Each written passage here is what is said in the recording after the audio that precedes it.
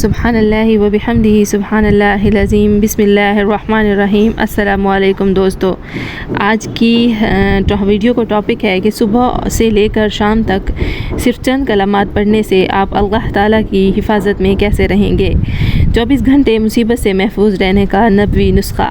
صبح و شام ایک مرتبہ یہ کلمات پڑھ لیجئے۔ وہ کلمات درج ذیل ہیں، سماعت فرمائیں۔ سبحان اللہ و بحمدہ لا قوة الا باللہ ما شاء اللہ کان وما لم یشاء لم یکن اعلم ان اللہ علی کل شیء قدیر وان اللہ قد احاط بکل شیء علما۔ دوبارہ سماعت فرمائیں۔ سبحان اللہ و بحمدہ لا قوة الا باللہ ما شاء اللہ کان وما لم یشاء لم یکن اعلم ان اللہ علی کل شیء قدیر وان اللہ قد احاط بکل شیء علما۔ ترجمہ: میں اللہ کی حمد و ثنا کرتے ہوئے اس کی پاکی بیان کرتا ہوں، اور جو وہ نہیں چاہے گا وہ نہیں ہوگا۔ میں جانتا ہوں اللہ تعالیٰ ہر چیز پر قدرت رکھنے والا ہے اور اپنے علم سے ہر چیز کو احاطہ کر رکھا ہے۔